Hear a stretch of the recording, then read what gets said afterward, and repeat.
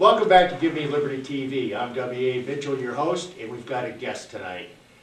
Judge Andrew Napolitano, Superior Court Judge from the great state of New Jersey. He's here to talk to us here in Omaha, Nebraska, about a few things that are on our mind, in his mind as well. But first, a little bit of a plug, maybe a couple of them. I just finished your series on FoxNation.com. Judge, outstanding. Oh, you're very kind. Thank you. Thank you. Fox wanted to sort of get out there the basics of the Constitution and how the government came to exist and how the powers of the federal government are divided amongst the three branches and how we theoretically have a federal system between the federal government and the states and how it hasn't worked the way it's supposed to work. And we're going to get into that just a little bit later. That's the purpose of this series. On your friend and mine, the 10th Amendment. And if you have any children or you know any children between the ages, I would say, of 8 and up, take them to FoxNation.com, and it's right at the moment, it's 7 minutes long, and there are 5 of them. Is that correct? Correct. And so there's 35 minutes that they can sit at their computer and learn something, and I learn things. So here we go. Judge, welcome to Nebraska. Thank you. Home of the Cornhusker Kickback. Senator Ben Nelson voted on the cloture, and in exchange, that's a nice way of putting it, I think, he got over $300 million in benefits. Judge, is that constitutional? Well, it's not constitutional, it's also not lawful. I mean, the government has statutes that prohibit bribery, and people in the government found ways to get around the bribery. Bribery would be someone giving something of value to someone in the government to influence their official government decision-making. And when the government learned that people in the government were having their decision-making influenced by third parties, the Congress enacted a statute called the Honest Services Act, which prohibits exercising your governmental power for the wrong reason, like conferring a benefit on someone else other than you. So if, for example, a senator were to say, I will only vote for legislation if you give me $100 million to pave the streets in New Orleans, that would violate the Honest Services Act, because that senator is voting her official government authority for the wrong reason in order to benefit a specific group of people. If a senator were to say, relieve my state of some of the general tax obligations that all the other states have, like we wouldn't have to pay for Medicare or Medicaid.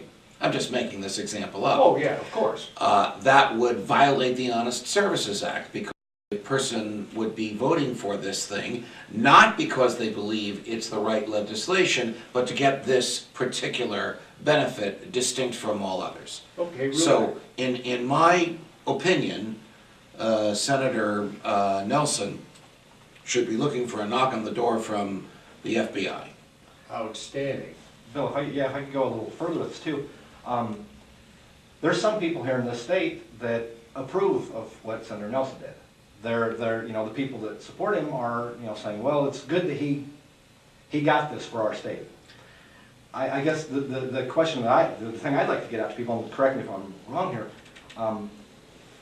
they could be in for a rude awakening because one Congress is not bound by the previous. So they can pass this Cornhusker kickback, and the very next year, Congress can turn around and say, oh, sorry, man, we're not going to do that. Well, sure, and the courts could also say that this violates the principle of equal protection, which is that the government must treat similarly situated people in a similar way. I mean, it is so exquisitely violative of any concept of fairness that 49 states would pay the bills of one of the states. You know, Jefferson and Hamilton hated each other and disagreed on just about everything, except for this. They both agreed that when the public treasury becomes a public trough, people will send to Washington those who will give them as much of the pie as possible. And then we will lose the concept of individual liberty. It'll just be who can grab the most for their constituents. And then the basic values of the primacy of the individual and limited government and the free market will be gone.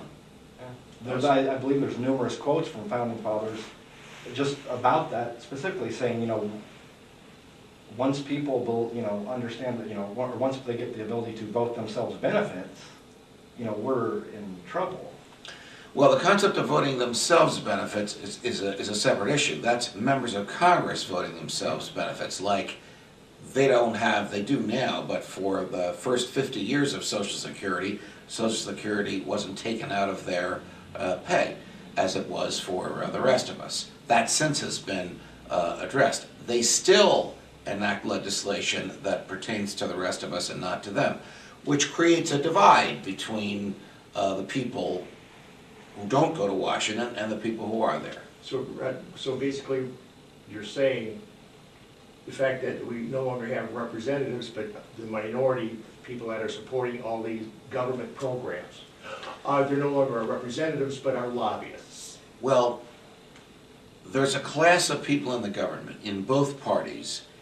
It seems to predominate in the Democratic Party, but there are Republicans who believe this as well, that stand for the proposition that if they can make a statistically significant number of voters dependent on the government, then those people will always vote for those who will give them something from the public trough.